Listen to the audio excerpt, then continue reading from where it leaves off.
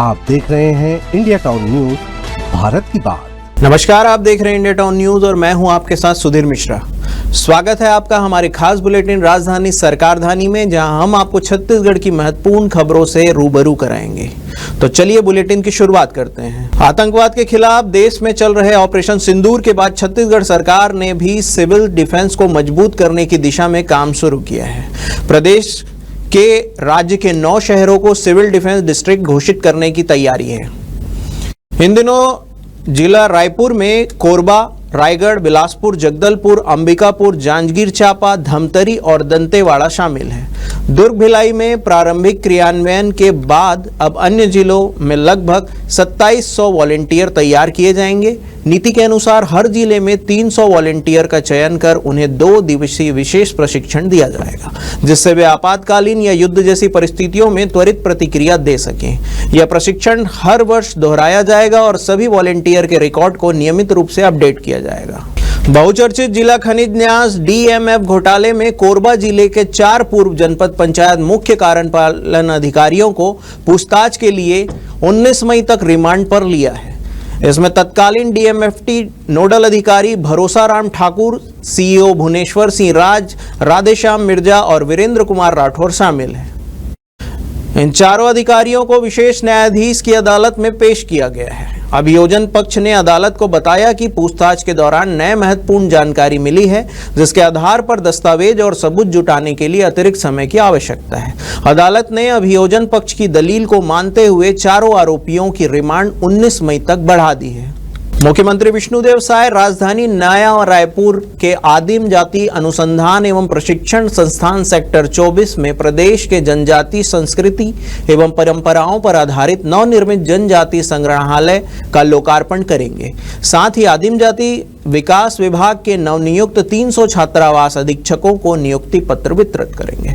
आपको बता दें कि मुख्यमंत्री साय इस अवसर पर JEE मेंस में चयनित प्रयास आवासीय विद्यालय के 122 विद्यार्थियों का सम्मान भी करेंगे। इस कार्यक्रम में अति विशिष्ट अतिथि छत्तीसगढ़ विधानसभा अध्यक्ष डॉक्टर रमन सिंह, केंद्रीय आवास एवं शहरी विकास राज्य मंत्री तोखन साहू, उप मुख्यमंत्री अरुण साव और विजय शर्मा शामिल होंगे। कार्यक्रम की अध्यक्षता आदिम जाति कल्याण मंत्री राम विचार नेताम करेंगे। भारत की सेना द्वारा पाकिस्तान में आतंकियों के ठिकाने को नष्ट कर आतंकवाद पर करारा प्रहार करते हुए ऑपरेशन सिंदूर को अंजाम दिए जाने के बाद पूरे देश में गौरव और गर्व का माहौल है।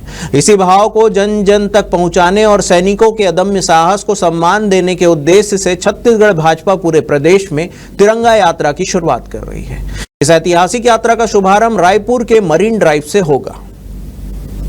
इस भव्य यात्रा में मुख्यमंत्री विष्णुदेव साय, भाजपा के वरिष्ठ नेता, मंत्री, विधायक, सांसद, हजारों की संख्या में पार्टी कार्यकर्ता, आम नागरिक और सर्व धर्म और समाज के प्रतिनिधि शामिल होंगे। इस आयोजन के माध्यम से राज्य में राष्ट्रीय एकता, देशभक्ति और लोकतांत्रिक मूल्यों को मजबूती देने का संदेश दिया जाए। मुख्यमंत्री विष्णुदेव साय कैबिनेट की अहम बैठक आयोजित होने जा रही है। यह बैठक अटल नगर, नवा रायपुर स्थित महानदी भवन मंत्रालय से CM विष्णुदेव साय की अध्यक्षता में आयोजित होगी। कहा जा रहा है कि होने वाली साय कैबिनेट की इस बैठक में कई अहम प्रस्तावों पर चर्चा के बाद मुहर लगाई जाएगी। मंत्रिपरिषद की बैठक में लिए जाने वाले फैसले का सभी को बेसब्री से इंतजार है। इस बैठक में बीजापुर, तेलंगाना बॉर्डर पर चलाए नक्सल अभियान को लेकर चर्चा की जाएगी। वक्त हो चुका है एक छोटे से ब्रेक का। बने रहिए इंडिया टाउन न्यूज के साथ। अब खबर आपकी उंगलियों पर, हर खबर पर हमारा नजरिया। इंडिया टाउन न्यूज, भारत की बात। ब्रेक के बाद आपका स्वागत है।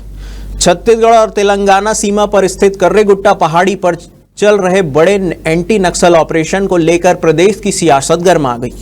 पूर्व CM भूपेश बघेल ने प्रेस कॉन्फ्रेंस कर राज्य सरकार पर 8 सवाल दागे। इसके बाद उप मुख्यमंत्री अरुण साव ने पूर्व CM पर निशाना साधा है। उन्होंने कहा है कि कांग्रेस ने भय और भ्रम पैदा करने का ठेका ले रखा है। उप मुख्यमंत्री अरुण साव ने कहा है कि कांग्रेस ने भय और भ्रम पैदा करने का ठेका ले रखा है। यह लगातार यही काम करते हैं। डबल इंजन की सरकार नक्सलवाद को समाप्त करने के खिलाफ पूरी ताकत से लड़ाई लड़ रही है, लेकिन कांग्रेसी भ्रम फैलाने का काम कर रहे हैं। छत्तीसगढ़ को जल्द पूर्णकालिक डीजीपी मिलने वाला है। इसके लिए यूपीएससी में सिलेक्शन कमेटी की बैठक हुई, जिसमें मुख्य सचिव अमिताभ जैन शामिल हुए। प्रभारी डीजीपी अरुण देव खुद भी दावेदार है, इसलिए वे बैठक में शामिल नहीं हुए। डीजीपी के लिए 4 आईपीएस अधिकारियों का नाम भेजा गया है, जिसमें सीनियरिटी के हिसाब से पवन देव, अरुण देव, गौतम, जीपी सिंह और हिमांशु गुप्ता शामिल है। इनमें से ही कोई एक पूर्णकालिक डीजीपी बनेगा। यूपीएससी सिलेक्शन कमेटी 3 नामों का पैनल तैयार कर केंद्रीय गृह मंत्रालय को भेजेगा। वहीं से फिर पैनल छत्तीसगढ़ सरकार को आएगा। इन तीनों नामों के पैनल में से किसी एक नाम पर मुख्यमंत्री मुहर लगाएंगे। छत्तीसगढ़ में विधानसभा से लेकर निकाय चुनाव तक हार मिलने के कारण कांग्रेस प्रदेश अध्यक्ष के बदले जाने को लेकर सियासत जारी है। समय से पहले दीपक बैज को पद से हटाने की चर्चा पूरे प्रदेश में चली। कांग्रेस के बड़े बड़े चेहरे ने खुलकर दिल्ली तक प्रदेश की कमान संभालने की दावेदारी की। पूर्व उप मुख्यमंत्री टीएस सिंहदेव और वरिष्ठ आदिवासी नेता भी शामिल रहे, लेकिन चर्चा इस और दावेदारियों के बीच दीपक बैज संगठन स्तर पर अपनी जिम्मेदारियों और कार्यक्रमों को अंजाम देते रहे। उन्होंने बलौदाबाजार हिंसा, इंद्रावती नदी के संरक्षण, प्रदेश में बढ़ते अपराध और जवानों का हौसला अफजाई करने छत्तीसगढ़ में समय समय पर यात्राएं निकाली। ये यात्राएं प्रदेश ही नहीं बल्कि देश में भी चर्चा का विषय रही।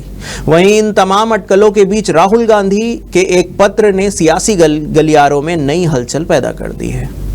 प्रतिपक्ष राहुल गांधी ने कांग्रेस प्रदेश अध्यक्ष दीपक बैज को पत्र लिखा है। राहुल गांधी ने बैज और उनकी यात्रा की तारीफ की है। पत्र में राहुल गांधी ने लिखा है कि मैं छत्तीसगढ़ कांग्रेस द्वारा महिलाओं के खिलाफ जघन्य अपराध और राज्य में बिगड़ती कानून व्यवस्था के खिलाफ पदयात्रा निकालने की सराहना करता हूं। हमें न्याय के लिए लड़ना जारी रखना चाहिए और लोगों तक उम्मीद का संदेश पहुंचाना चाहिए। दीपक बैज को राहुल गांधी के लिखे पत्र के सियासी गलियारों में कई मायने निकाले जा रहे हैं। राहुल गांधी का यह पत्र दीपक बैज के शेष कार्यकाल के लिए हरी झंडी की तरह लोगों को नजर आने लगा है। यह पत्र गांधी परिवार से बैज के संबंध पर भी काफी कुछ दर्शाता है। अब यह मायने निकाले जा रहे हैं कि छत्तीसगढ़ कांग्रेस के नेतृत्व में कार्यकाल से पहले परिवर्तन की संभावनाएं अब लगभग समाप्त हो चुकी है। कर्नल सोफिया कुरैशी को लेकर भाषण में आपत्तिजनक टिप्पणी करने पर मध्य प्रदेश के मोहन कैबिनेट के मंत्री विजय शाह को कांग्रेस ने घेरा है। कांग्रेस के राष्ट्रीय अध्यक्ष मल्लिकार्जुन खड़गे ने एक्स पर पोस्ट कर पीएम मोदी से विजय शाह को मंत्री पद से बर्खास्त करने की मांग की है। खड़गे ने एक्स पर लिखा है कि भाजपा की मध्य प्रदेश सरकार ने एक मंत्री ने हमारी वीर बेटी कर्नल सोफिया कुरैशी के बारे में बेहद अपमानजनक, शर्मनाक और ओछी टिप्पणी की है। पहलगाम के आतंकी हमले के बाद देश को बांटना चाहते थे, पर आतंकवादियों को मुंह तोड़ जवाब देने में पूरे ऑपरेशन सिंदूर के दौरान देश एकजुट था। उन्होंने कहा कि बीजेपी आरएसएस की मानसिकता महिला विरोधी रही है। पहले पहलगाम में शहीद नौसेना ऑफिसर की पत्नी को सोशल मीडिया पर ट्रोल किया गया, फिर विदेश सचिव विक्रम मिस्त्री की बेटी को तंग किया। अब भाजपा के मंत्री हमारी वीरांगना सोफिया कुरैशी के लिए ऐसी अभद्र टिप्पणी कर रहे हैं। बलरामपुर जिले के लिब्रा गांव में बीते दिनों अवैध रेत तस्करों द्वारा पुलिस आरक्षक की हत्या को लेकर सीएम विष्णुदेव साय ने 2 टूक कहा है कि अपराधियों के खिलाफ सरकार की नीति साफ है। कहीं भी किसी भी क्षेत्र में जो अपराध कर रहा है उसके साथ सख्ती से कार्रवाई सरकार कर रही है। इस मामले की जांच होगी और उसके बाद वास्तविकता सामने आएगी। हमने पहले ही कहा है कि जो भी दोषी होगा वे छोड़े नहीं जाएंगे। बता दें कि 11 मई को बलरामपुर के लिब्रा गांव में अवैध रेत परिवहन की शिकायत पर कार्रवाई के लिए पुलिस टीम पर रेत माफियाओं ने हमला कर दिया था। हमले के दौरान एक तस्कर ने कांस्टेबल शिव भंजन सिंह को ट्रैक्टर से कुचलकर हत्या कर दी थी। घटना के बाद आरोपियों के खिलाफ मामला दर्ज कर पुलिस जांच कर रही है। संदिग्धों को हिरासत में लेकर पूछताछ की जा रही है और जल्द ही मुख्य आरोपियों की गिरफ्तारी की उम्मीद जताई गई है। हमारे खास बुलेटिन राजधानी सरकारधानी में फिलहाल इतना ही। तमाम बड़ी खबरों के लिए बने रहिए इंडिया टाउन न्यूज के साथ। तब तक के लिए नमस्कार।